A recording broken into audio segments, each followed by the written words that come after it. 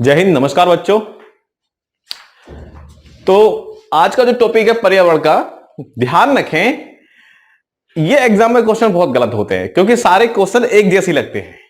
ठीक है, आज से अब कभी भी ये एग्जाम में क्वेश्चन आएगा किसी भी एग्जाम में, वैसे पर्यावरण में पढ़ा रहा हूं मैं आपको, लेकिन पर्यावरण में नहीं, ये कहीं भी आ जाता है वाला क्वेश्चन। ये तो बहुत आराम से समझेंगे, सारे कॉन्सेप्ट क्लियर करेंगे, जो भी चीज है इसमें तोड़ तोड़ के फ्रैक्शन में इसको समझेंगे हम। तापमान पैमाना, देखिए पहली बात तो जो पैमाना जो होता है वो कितने प्रकार का होता है, ये क्वेश्चन है अलग। उन पैमानों के अंदर कौन कौन से अंक होते हैं नापने के लिए, कहां से शुरू होते हैं, लो लेवल से और हाई लेवल तक कहां तक जाते हैं, ये क्वेश्चन बन गया इसका एक दूसरा क्वेश्चन। और उनके अंदर क्या यूज किया जाता है जिससे कि वो तापमान नापते हैं, ये क्वेश्चन एक क्वेश्चन है अलग। और अगली बात जो है मानव के लिए यूज जो करते हैं वो स्केल अलग होता वो भी स्केल है इनके ही नाम पर, लेकिन वो स्केल अलग होता है, उसमें अंक दूसरे होते हैं, ये क्वेश्चन हो गया अलग। और मानव का तापमान कितना नॉर्मल होना चाहिए, सामान्य होना चाहिए, ये क्वेश्चन है अलग। ठीक है, तो ये सारे क्वेश्चन अलग अलग है, तो आराम से पढ़ेंगे। और सभी पैमानों के बीच में क्या संबंध होता है, ये क्वेश्चन है आपका अलग। ये सारे क्वेश्चन अलग अलग है और सबको कॉन्सेप्ट को हम क्लियर करेंगे हम। तो देखिए सबसे पहली बात तो इसको आने से पहले समझ लीजिए कि कोई भी अगर तापमान यदि गर्म है, मान लिया किसी का, किसी गिलास में, किसी बोतल में या किसी बर्तन में, किसी में भी अगर पानी गर्म है या कोई भी चीज गर्म है या खुद ही बर्तन गर्म है, तो वो उसके अंदर कुछ ना कुछ तो ऊष्मा है। अब वो ऊष्मा क्या करेगी, वो ऊष्मा जाएगी जहां वो बैलेंस बन जाए, यानी कि ठंडी ठंडी की ओर, जहां ठंड है उधर की ओर जाएगी ऊष्मा। यानी कि ऊष्मा का संचालन जो होता है वो कहां से होता है, इसके वो होता है वो हाई लेवल से लो लेवल की ओर, उच्च स्तर से निम्न स्तर की ओर ऊष्मा का क्या होता है, प्रवाह होता है। अभी बताएंगे, ये चर्चा करेंगे अभी हम, है ना, लास्ट में यहां पे यूज होगा ऊष्मा अवशोषक, ऊष्मा परावर्तक। ठीक है, जनरली आप समझ रहे हैं कि पानी जो है गर्म होता है, ठंडा हो जाता है, क्योंकि पानी की जो गर्म की ऊष्मा होती है वो बाहर चली जाती है, जहां ठंड होती है उधर वो प्रवाह कर जाती है। अब आइए देखिए, ऊष्मा जो होती है उसको नापते हैं क्या, तापमान से नापते हैं। लो जी, पेन भी हमारा ये ऐसे ही चल रहा है, अभी वह भरा लेकिन काम नहीं कर पाया। तो देखिए कोई भी ऊष्मा होती है, कोई भी हीट जो होती है, उसको जो नापते हैं ताप से, दूसरा ब्लैक ही ले लेते हैं, ताप से नापते हैं हम। और जिस मशीन से नापते हैं उसे बोलते हैं क्या, तापमापी मशीन। और ये तापमापी मशीनें जो होती हैं ये तीन प्रकार की होती हैं तापमान को। सबसे पहला होता है सेल्सियस स्केल, यानी कि सेल्सियस पैमाना। देखो सबको समझना आराम से, ठीक है, यहां बता रहा हूं सेल्सियस पैमाना, एक होता है फ़ारेनहाइट पैमाना, एक होता है केल्विन पैमाना, या जिसको परमताप पैमाना भी बोलते हैं। ध्यान देना, है ना, तीनों के बारे में अलग पढ़ेंगे। सबसे पहले पढ़ते हैं सेल्सियस पैमाने के बारे में, ऊष्मा का मापन करते हैं। ये एक स्केल होता है, क्या होता है ये स्केल, ये होता है यानी कि एक मशीन होता है, स्केल का मतलब पैमाना होता है। इस पैमाने की शुरुआत जो होती है वो सबसे निम्न बिंदु जो होता है, सबसे लो बिंदु जो होता है वो होता है 0 डिग्री सेंटीग्रेड। क्या होता है, 0 डिग्री सेंटीग्रेड। और ये कहां तक जाता है, ये जाता है, इसके अंदर जो स्केल यानी अंक लिखे होते हैं वो जाते हैं कहां तक, 100 डिग्री सेंटीग्रेड तक। यानी कि 0 से कहां तक होते हैं इसके अंक, 0 से 100 डिग्री तक होते हैं। अगला क्वेश्चन, इसको जो नापते हैं वो नापते हैं किसमें, सेंटीग्रेड में नापते हैं, सेंटीग्रेड में। इसको जो प्रदर्शित करते हैं वो सी से करते हैं प्रदर्शित, किससे, सी से, सेंटीग्रेड से नापते हैं। इस पैमाने के अंदर क्या भरा होता है, जिसके कारण से अंकों को नापते हैं, अंकों के अंदर पारा भरा, उस मशीन के अंदर पारा भरा होता है, और वही पारा ऊपर नीचे, जैसे तापमान अधिक होता है कम होता है, वो पारा ही ऊपर नीचे हमारा चलता है। तो इसमें यूज करते हैं क्या, पारा, यानी कि एचजी। ध्यान रखें, पारे को हम क्या बोलते हैं, मरकरी भी बोलते हैं हम, मरकरी। तो ध्यान रखें, सेल्सियस पैमाना के अंदर 0 से 100 डिग्री सेंटीग्रेड तक का अंक लिखे होते हैं, 0 1 2 3 4 5 6 100, ऐसे 100 तक लिखे होते हैं। सेंटीग्रेड में नापते हैं, इसके अंदर पारा यानी कि एचजी, इसे मरकरी भी बोलते हैं, ये भरा होता है। इसको यहां पर छोड़ दो। अब आते हैं लेकिन मानव के अंदर जो पैमाना, इसे क्या बोलते हैं, इसे डॉक्टरी तापमापी बोलते हैं। मानव के जो बुखार या शरीर का तापमान नापने के लिए जो पैमाना यूज करते हैं होता वो भी सेल्सियस पैमाना है, लेकिन वो छोटा होता है। छोटा होने के कारण से, मतलब छोटा होने के, क्योंकि मानव का तापमान जो होता है 35 से 42 के बीच में होता है, 35 डिग्री से कितने बीच में, 42 डिग्री से होता है। तो जब हम थर्मामीटर घर में जो यूज करते हैं, तापमापी या थर्मामीटर यूज करते हैं, उसमें आप देखेंगे तो सबसे निचला अंक होगा कौन सा, 35 होगा, 35 डिग्री सेंटीग्रेड से स्टार्ट होता है। ये तो ओवरऑल बड़ा पैमाना होता है, इसे हम किसी भी चीज का, लिक्विड का, किसी का तापमान नाप सकते हैं यहां से ये यहां तक। लेकिन अब मानव की स्पेशल बात करी जाए तो हमारे घरों के अंदर थर्मामीटर जो होता है वो 35 डिग्री से स्टार्ट होता है और कहा जाता है वो 42 डिग्री सेंटीग्रेड तक उसमें अंक लिखे होते हैं उसके अंदर। तो 35 से 42 जो मानव का तापमान नापते हैं तो हमारे सामान्यतः हमारे घरों में होता है। सामान्यतः मानव का तापमान जो होता है, जो एकदम बढ़िया माना जाता है, वो माना जाता है 37 डिग्री सेंटीग्रेड माना जाता है। ये भी क्वेश्चन अलग हो गया, पैमाना ये होता है, लेकिन अगर 37 आया है आपका तो ठीक है, 37 से अधिक आया है तो आपको क्या है, फीवर है, बुखार है, शरीर का तापमान आपका बढ़ा हुआ है। ये वाली बात। एक क्वेश्चन और लिख दिया मैंने कि आजकल जो है हम जो आपने देखा होगा, जो हम पहले मुंह में रखते थे, बगल में रखते थे, वो यूज नहीं करते। अब आजकल जो यूज कर रहे हैं हम, वो थोड़ा सा डिजिटल हम यूज कर रहे हैं। कौन सा? डिजिटल तापमापी। डिजिटल तापमापी के अंदर वो एक इलेक्ट्रिक तापमापी होता है, उसके अंदर पारा यूज नहीं करते हैं, वो डिजिटल तापमापी बोलते हैं। खैर, इस बात को यहां पे खत्म कर दें। एग्जाम में आएगा कहां से कहां तक, 0 से 100 डिग्री तक होता है। जल का देखिए, जल को भी हम नापते हैं, जल का जो हिमांक होता है वो 0 डिग्री सेंटीग्रेड पर जम जाता है और बॉयल किस पे होता है, वो 100 डिग्री सेंटीग्रेड पर बॉयल हो जाता है। सेंटीग्रेड में बोलेंगे तो सेंटीग्रेड में पारा ये यूज किया जाता है, सी से डिनोट करते हैं, प्रदर्शित करते हैं। लेकिन मानव के अंदर तो थर्मामीटर यूज किया जाता है, 35 से 42 होते हैं, लेकिन मानव का सामान्यतः कितना होना चाहिए, 37 डिग्री सेंटीग्रेड तापमान होना चाहिए। ओके, बात समझ आ गई? आगे चले, चलिए। अगला पैमाना आता है फ़ारेनहाइट। समझ लेना, यूपी टेट में कई बार क्वेश्चन आया है, यूपी टेट में कई बार ये क्वेश्चन आया है, सभी एग्जाम में कहीं ना कहीं आया है ये। तो हम जल्दबाजी में पढ़ के चले जाते हैं, तो वहां पर कंफ्यूज हो जाते हैं, यार ये ठीक है या वो ठीक है, फिर गोल गोल आंख मीच के लगा वो चक्कर, फिर वही लगा दोगे आप, क्योंकि ढंग से पढ़ के तो गए होते हैं, लेकिन छोटी छोटी चीजें जो है हम उसको इग्नोर कर देते हैं। आइए, फ़ारेनहाइट पैमाना। पहली बात तो फ़ारेनहाइट पैमाने को जो नापते हैं, जो नाम दिया गया है, उसको हम फ़ारेनहाइट ही बोलते हैं। इसके अंदर भी पारा यूज किया जाता है, यानी कि मरकरी यूज की जाती है, एचजी यूज की जाती है, मतलब इसके अंदर भी एचजी यूज किया जाता है। इसका जो पैमाना होता है वो मिनिमम जो टेंट होता है वो 32 डिग्री फ़ारेनहाइट से स्टार्ट होता है, यानी कि इस 32 से नीचे नहीं होता, ये 32 से ही स्टार्ट होता है। जितना 32 होता है वो इक्वल होता है 0 डिग्री सेंटीग्रेड के। ध्यान है क्या, 0 डिग्री सेंटीग्रेड बोल दो, अगर सेंटीग्रेड में बोलोगे 0 डिग्री सेंटीग्रेड, लेकिन फ़ारेनहाइट में बोलोगे 0 डिग्री को तो 32 डिग्री फ़ारेनहाइट होगा। तो 32 डिग्री फ़ारेनहाइट से ही स्टार्ट होता है, गिनती ही यहीं से स्टार्ट होती है, लेकिन इसी को सेंटीग्रेड में बोलोगे तो 0 डिग्री बोलोगे। फिलहाल यहां पे आते हैं, 32 डिग्री फ़ारेनहाइट से स्टार्ट होता है और 212 तक जाता है। ये कितने तक? 212 फ़ारेनहाइट तक जाता है इस ना। अब लेकिन मानव की बात करी जाए, मानव में जो थर्मामीटर यूज किया जाता है उसी में ही होता है, जो हम ये वाला लेते हैं सेल्सियस पैमाना, उसमें फ़ारेनहाइट भी लिखा होता है उसके अंदर। तो मानव में फ़ारेनहाइट के लिए जो थर्मामीटर यूज किया जाता है वो 94 से स्टार्ट होता है और कहां तक जाता है, वो 108 तक। ठीक है, जो बड़े बड़े तापमापी होते हैं, जो बड़ा तापमापी होता है वो 32 से 212 तक जाता है। याद कर लेना, 32 से कितना, 212 फ़ारेनहाइट। लेकिन जो मनुष्य का तापमान, शरीर का तापमान नापने के लिए, मापने के लिए यूज करते हैं, वो 94 से 108 तक जाता है। ठीक है, छोटा होता है वो 94 से। अगर आप फ़ारेनहाइट में मानव का तापमान, एक नॉर्मल तापमान नापेंगे, नॉर्मल तापमान जो होता है वो होता है 98.6। ये क्वेश्चन अलग है, ये 98.6 होता है, यानी कि इसके बीच में आएगा यहां पर 98.6। ठीक है, ये 0 मान लो, इसको 100 मान लो, वो 0 मान लो, इसको 100 मान लो। अगर इसको फ़ारेनहाइट को 0 डिग्री लिखोगे तो यहां पर 0 डिग्री सेंटीग्रेड, यहां पे 100 डिग्री सेंटीग्रेड, ये इक्वल होता है 32 के 0 बराबर, 212 के 100 डिग्री सेंटीग्रेड बराबर। क्या मेरी बात समझ रहे हैं आप लोग? समझ रहे होंगे। ठीक है, तो मानव के बाद ध्यान, मानव के अंदर फ़ारेनहाइट जो पैमाना यूज किया जाता है वो 94 से 108 यूज किया जाता है। और यही क्वेश्चन आया है, फ़ारेनहाइट में 98.6 क्या होता है, तापमान होता है एक सामान्य मनुष्य का, यानी नॉर्मल, यानी कि इसमें अभी कोई बुखार नहीं है। इससे ज्यादा हो जाए तो क्या है, बुखार। आपने देखा भी होगा यार, 102 बुखार आ गया, 103 बुखार आ गया, तो जब 102 103 बोलते हैं ना बच्चों, तो वो इसमें कहते हैं फ़ारेनहाइट में, वो समझे। 102 103 108 से ज्यादा हो नहीं सकता, उसके अंदर 108 ही पैमाना होता है, 108 से ज्यादा होता होगा, इससे 108 से पहले ही इंसान का काम हो जाता है। ठीक है, तो 108 तो पहुंचता नहीं है, लेकिन 105 6 कभी बहुत क्रिटिकल कंडीशन में पहुंच जाता है। 102 बहुत हार्ड माना जाता है बच्चों। तो जो 102 या 3 या 100 बोलते हैं ना, वो फ़ारेनहाइट बोल रहे हैं, समझो, समझे। यहां तो हो नहीं सकता, यहां तो अगर 102 बोल दे सेंटीग्रेड में तो हो जाएगा काम उसका, तो बन जाएगा, वो तल जाएगा तेल की तरह। बात समझ आ गई।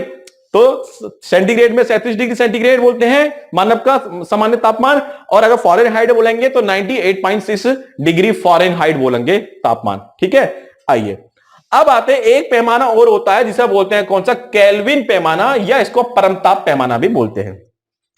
इसकी जो शुरुआत होती है इससे नीचे नहीं होता, ये 0 डिग्री सेंटीग्रेड के बराबर होता है, 0 डिग्री सेंटीग्रेड के बराबर होता है या 32 डिग्री सेंटीग्रेड, तीनों ही बराबर होते हैं, 32 डिग्री फ़ारेनहाइट के बराबर होता है, एक ही बात है। फिलहाल यहां पर फोकस करो आप लोग। 273 ये 0 डिग्री बराबर होता है, यहां से स्टार्ट होता है और इसके अंदर अंक जो होता है वो 100 जोड़ दो, यानी कि 373 केल्विन। 273 केल्विन से लेकर 273 केल्विन तक इसमें अंक लिखे होते हैं। और जो होता है ध्यान रखेंगे, इसको जो नापते हैं, इसको नापते थे सेंटीग्रेड में, इसको फ़ारेनहाइट में, इसको नापते हैं केल्विन से। केल्विन पैमाना है तो केल्विन से ही इसको हम नापते हैं। क्या मेरी बात समझ में आ गई बच्चों आपके? चलिए साहब बहुत बढ़िया है। लो ये गिर गया, मैं सही कर लेता हूं इसको थोड़ा सा, बहुत देर।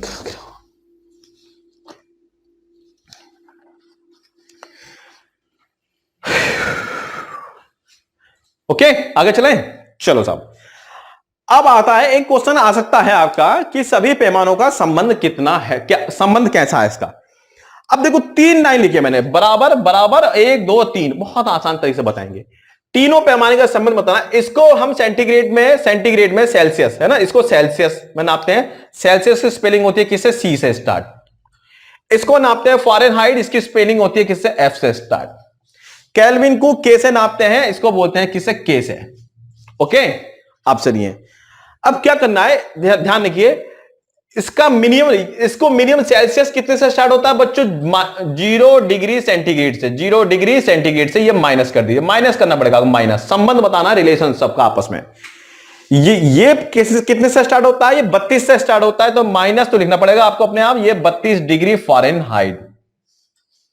ये कितने से स्टार्ट होता है, मिनिमम देखना है 273 से, तो केल्विन माइनस 273 केल्विन क्या होता है, केल्विन। ये हो गया। अब ये देखते हैं यहां पे क्या लिखेंगे, यहां पे इसके बीच में कितना अंतर है। ये है हमारा 0, ये है हमारा 100। तो बच्चों ऊपर 100 में से 0 घटाएंगे तो कितना बचेगा, 100 बचेगा। कितना बचेगा, 100। इसको लिख दे यहां पे 100। अब फ़ारेनहाइट ये कितना है, 32, ये कितना है हमारा 312 है, तो सॉरी 212 है। तो बच्चों 212, ये देखो 212 लिखा है, ये लिखा है 32, ये है हमारा क्या 32। जरा घटाना कितना बचेगा, ये 0। हासिल ले लिया 11 और 11 में 3 गए, कितने बचे बच्चे, कितने बचे हमारे 8। और ये कितना आ गया हमारा 1, यानी कि 180, यानी कि घटा के इसको घटा के कितना हो गया, ये 180। ऐसे यहां पे कर दीजिए। ये 273 से स्टार्ट होता है, 373 तक जाता है, तो घटाओ 373 से 273 घटाएं, कितने बचेंगे, 100 बचेंगे। देख लेना आप करके, 100 बचेंगे। ये होता है संबंध। किसमें संबंध होता है, ये तीनों पैमाने में संबंध होता है। ये क्वेश्चन आया है, मैंने इसलिए बता दिया है मैंने, तीनों पैमाने में संबंध ये होता है। तीनों को, सेंटीग्रेड को सी से करते हैं, फ़ारेनहाइट को एफ से करते हैं, केल्विन को के से करते हैं। माइनस जहां से मिनिमम से स्टार्ट, ये 0 डिग्री सेंटीग्रेड से स्टार्ट होता है, मिनिमम 32 से स्टार्ट होता है, मिनिमम 273 केल्विन से स्टार्ट होता है। अपॉन, सबके नीचे अपॉन, दोनों का घटाना कितना आया है, 100 आया। इन दो को घटा के कितना आया, 180 आया। इन दो को घटा के कितना आया है बच्चों, 100 आया। बस यही संबंध है हमारा। तो इन सब चीजों को समझेंगे कि सेल्सियस पैमाना, फ़ारेनहाइट पैमाना, केल्विन पैमाना। मनुष्य का जो शरीर का तापमान होता है वो केल्विन में नहीं नापते हम, ठीक है। इसको हम परमताप पैमाना भी बोलते हैं इसको हम, है ना। तो मनुष्य का सामान्य तापमान सेंटीग्रेड में 37 डिग्री और 98.6 किस में है बच्चों, फ़ारेनहाइट में है। ध्यान रखेंगे अब, ठीक है। अब आते हैं इसके अंदर 2 और रह गए। ऊष्मा अवशोषक क्या होता है, ऊष्मा परावर्तक क्या होता है। ऊष्मा अवशोषक क्या होता है, ऊष्मा परावर्तक क्या होता है। ऊष्मा माने होता है क्या, हीट, और बच्चों अवशोषक माने होता है एब्जॉर्ब। एब्जॉर्ब माने अवशोषक करना। अब ये आता है कि ऊष्मा अवशोषक कौन होते हैं बच्चों, जो ऊष्मा अवशोषित कर लेते हैं। जो ऊष्मा अवशोषित कर लें उसे क्या बोलते हैं, ऊष्मा अवशोषक बोलते हैं हम। तो ऊष्मा अवशोषक में ध्यान रखिए, क्वेश्चन ऐसे आता है कि हम जो है जाड़े जब आते हैं तो जाड़े आते हैं रंगीन कपड़े पहनते हैं, काले नीले पीले बड़े डार्क कलर के कपड़े पहनते हैं। जानते हैं क्यों पहनते हैं, क्योंकि डार्क कलर जो होते हैं वो ऊष्मा का अवशोषक होते हैं। अब आप जाड़ों में यानी कि ठंड में आप जब गर्म कपड़े पहनोगे, गर्म कपड़े वो भी कलरफुल पहनोगे, तो जो सूरज से जो ऊष्मा आती है ना वो उसको एब्जॉर्ब कर लेते हैं। और जब वो एब्जॉर्ब कर लेते हैं बच्चों, तो क्या होता है, आपके शरीर में गर्मी रहती है आपके शरीर में, क्योंकि वो उन्होंने एब्जॉर्ब कर लिया है। तो जो रंगीन कपड़े जो होते हैं वो क्या होते हैं, ऊष्मा अवशोषक होते हैं, एब्जॉर्ब करने वाले होते हैं, यानी कि अपने ओर आकर्षित करने वाले होते हैं। किसको, ऊष्मा को, जो सूर्य से प्रकाश जो आ रहा है। तो ऊष्मा अवशोषक मैं समझता हूं आप समझ गए होंगे ऊष्मा अवशोषक। और ऊष्मा यानी कि गर्मियों, ऊष्मा अफसोस यही है कि जाड़ों में हमें कैसे कपड़े पहनने चाहिए, हमें रंगीन कपड़े पहनने चाहिए जाड़ों में हमें, ठीक है। अब आता है ऊष्मा परावर्तक। परावर्तक माने दूर हटना, परावर्तक रिफ्लेक्ट होना।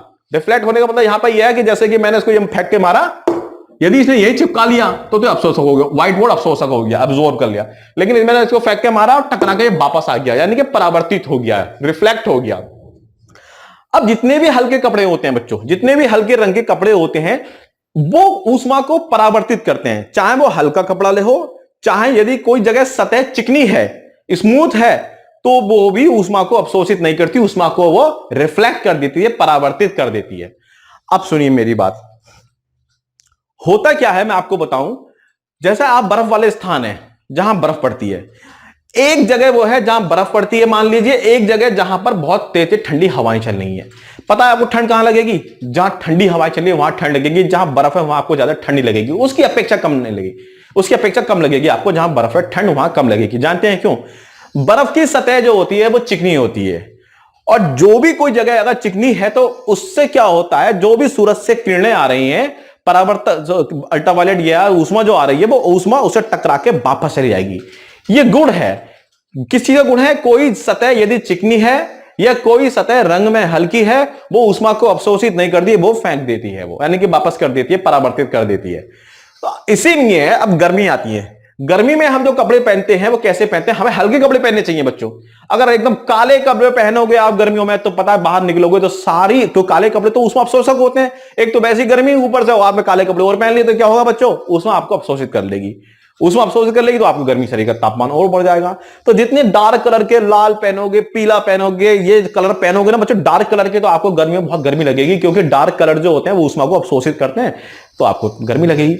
इसलिए गर्मियों में हमें जो है डार्क कपड़े नहीं पहनने चाहिए, गर्मियों में हल्के कपड़े पहनने चाहिए। हल्के कपड़े क्या करते हैं? ऊष्मा के परावर्तक होते हैं, तो बहुत लाइट कलर पहनने चाहिए हमें गर्मियों में। ये वाली बात समझ में आ गई? तो ऊष्मा अवशोषक क्या होते हैं हमारे?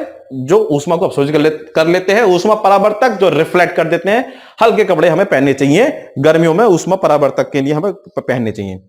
अब बच्चों कुछ क्वेश्चन और हैं यहाँ पे हाथों हाथ, तो देखिए अब मैं इसको लिखना लिया, ऊष्मा अवशोषक आप समझ गए। ऊष्मा गर्मियों में, जाड़ों में हमें कलरफुल कपड़े पहनने चाहिए, कोई कलर जो होते हैं वो ऊष्मा के अवशोषक होते हैं। हल्का रंग जो होता है, ये कोई भी चिकनी सतह जो होती है वो ऊष्मा का परावर्तक होती है। ओके बच्चों, बात क्लियर हो गई? एक दो क्वेश्चन और देख लेते हैं, क्वेश्चन आ चुके हैं इसलिए समझते हैं इस बात को। अब देखिए, अब क्वेश्चन ये आता है यहां पे कि जैसे कि कोई, आपने देखा होगा जैसे कि गर्मी पड़ रही है बहुत ज्यादा, अब जैसे ही गर्मी पड़ रही है तो गर्मी में ये आपने गिलास लिया, गिलास में आपने बहुत सारी बर्फ डाल दी आपने, ठीक है, गिलास में आपने क्या डाल दी? बर्फ डाल दी। तो आप देखोगे शीशे के गिलास के बाहर जो है ऐसा लगेगा जैसे कि जो जल है, जो अंदर जो बर्फ जो है, जल है, वो बाहर आ गया हो। आप छू के देखोगे तो उसमें लाइनें भी आ जाएंगी, मतलब आपको लगेगा कि यार जो जल है अंदर का वो ठंडा होकर कहां गया? बाहर आ गया। कभी नहीं होता। वो जल जो है जिसमें उसमें बर्फ डाल दिया आपने, वो अभी भी उतना ही जल गिलास में है, लेकिन तुम्हें बाहर की जो परत होती है, जो बाहर गिलास के शीशे गिलास बाहर जो होता है वो मुलायम, मतलब गीली क्यों हो जाती है? वो इसलिए हो जाती है क्योंकि आपको पता है कि वातावरण में क्या होती है? नमी होती है, वातावरण में नमी होती है। गिलास ले लीजिए, गिलास हमारे पास नहीं है, बोतल लेते हैं वाली बोतल देना बच्चों। ये मान लिया गिलास है, ठीक है, गिलास मान लो, बोतल ही मान लो, इसमें मैंने ठंडा पानी भर दिया, बहुत ठंडा पानी है ना। अब कुछ देर बाद देखो इसके चारों तरफ बड़ा अच्छा लगेगा आपको, ऐसा लगेगा जैसा कि जो अंदर का जल है वो बाहर आ गया। ऐसा नहीं होता, अंदर का जल अभी भी उतना ही है। लेकिन होता क्या है कि बाहर जो है वो क्या है? नमी है, और नमी में क्या है? उसमें ऊष्मा है, बहुत ज्यादा है, और ऊष्मा है, और इसके अंदर क्या है? जल है। जल क्या है? ठंडा है। ठंडे जल में ऊष्मा कम होती है, और बाहर क्या है? गर्म ऊष्मा है, ऊष्मा, और ऊष्मा के अंदर क्या? जल वाष्प भी है, जल वाष्प यानी कि H2O भी है। तो जैसे ही ये ठंडा पानी मैंने वातावरण में रखा, अब बाहर की जो ऊष्मा जो गर्म है, मैंने कहा ऊष्मा का प्रवाह कहां से होता है? हाई लेवल से लो लेवल तक। इसमें लो एनर्जी है, और बाहर जो जल वाष्प है, उमस भी है, गर्मी भी है, उसमें क्या बहुत ज्यादा क्या है? उसमें एनर्जी है। तो वो कहां जाने की कोशिश करेगी? इसके अंदर आने की कोशिश करेगी, लेकिन बीच में तो गिलास आ गया। लेकिन वो ही जल वाष्प जो है अब गिलास के चारों ओर क्या? ठंडी होकर, यानी कि क्या हो जाएगी? वो पानी की तरह दिखाई देगी आपको, जल की तरह दिखाई, जल की तरह। तो बाहर जो गिलास होता, बाहर गिलास के बाहर जो लेयर होती है ना बच्चों, वो वास्तव में बाहर की नमी होती है, वो चिपक जाती है, वो आने की कोशिश करती है गिलास के अंदर, लो टेम्परेचर की ओर जाने की कोशिश करती है। तो एक कारण ये होता है, एक तो ये हो गया आपका। अब दूसरा क्वेश्चन, दूसरा ये है हम समझे कि आपने ये मान लिया गर्म पानी है, ये क्या है, गर्म पानी। अब की बार दूसरा एग्जांपल दे रहा हूं मैं, गर्म पानी है। ये क्वेश्चन कैसे बने आपको बताऊंगा मैं, आपको ये समझना जरूरी है। ये गर्म पानी है, गर्म पानी या गर्म चाय है। जब आप गर्म चाय पीते थे कैसे पीते हैं, फूंक मारते हैं आप। पता है इससे क्या होता है, इससे ये होता है बच्चों कि चाय तो गर्म है, अब मेरी फूंक जो ठंडी होती है, तो ऊष्मा का प्रवाह कहां से होगा बच्चों, हाई लेवल से लो लेवल की ओर। तो इसमें ऊष्मा गर्म चाय है, तो इसमें चाय गर्म होती है, उसमें एनर्जी ज्यादा है। और जैसे फूंक मारे, फूंक में तो ऊर्जा कम है, तो जैसे ही फूंक मारूंगा तो यहां से जो अधिक ऊर्जा है वो कहां जाएगी, फूंक की ओर जाएगी। वो एब्जॉर्ब करेगी, किसको, फूंक की ओर जाएगी कि यार ये तो ठंडी है, चलो इधर चलते हैं हम इसको। तो इसलिए फूंक मारने से क्या होता है, जो जितनी ज्यादा ऊष्मा होती है वो ऊष्मा भागती है, जाने की कोशिश करती है। जहां हमने हवा मारी है, हवा में यानी कि फूंक मारी है, फूंक के अंदर क्या होती है, लो एनर्जी होती है, तो हाई लेवल से लो एनर्जी जाएगी। इसलिए फूंक मारते मारते कुछ समय बाद चाय भी क्या होती है, पूरी एनर्जी अपनी लॉस कर देती है, खो देती है, और चाय आपकी क्या हो जाती है बच्चों, ठंडी हो जाती है। क्वेश्चन कैसे बनेंगे चर्चा करेंगे, ये समझना बहुत जरूरी है, ठीक है। अब ऐसी वो है, अब आपने देखा होगा आपने कि सर्दियों में शीशे के ऊपर फूंक मारने से धुंध हो जाती है। अब देखो आपने सर्दी देखी, सर्दियां हैं, सर्दियों में जैसे कि गाड़ी का शीशा है, आपके कार का शीशा है, फूंक मारोगे तो वो फूंक शीशे के चारों तरफ चिपक जाती है। क्यों चिपक जाती है, वही एनर्जी है। उल्टा होता है जाड़ों में, क्या होता है जाड़ों में, देखिए गर्मियों में हमारी फूंक में एनर्जी जो होती है वो जो जल है उसकी अपेक्षा कम है, इसलिए वो जाने की कोशिश करती है कहां पर, जहां एनर्जी कम है, यानी फूंक की ओर जाने की कोशिश करती है। लेकिन जाड़ों में उल्टा है, जाड़ों में वातावरण ठंडा होता है और हमारी सांस गर्म होती है। हमारी जो सांस होती है वो क्या होती है, गर्म होती है। अब सुनो, ये शीशा है, कोई फूंक मारी मैंने, तो फूंक में तो सर्दियों की बात कर रहा हूं, सर्दियों फूंक में तो एनर्जी ज्यादा है, और जबकि जो शीशा है, शीशा ठंडा है, तो एनर्जी कहां जाएगी, लो, हाई टू लो जाएगी। तो अब एक बात बताइए, फूंक में एनर्जी ज्यादा है, शीशे में एनर्जी कम है, तो मेरी फूंक जो है वो कहां जाए, फूंक में क्या, जल बाष्प है। जल बाष्प यानी कि H2O होता है, जल बाष्प होता है, गर्म होती है वो, इसलिए जल बाष्प है।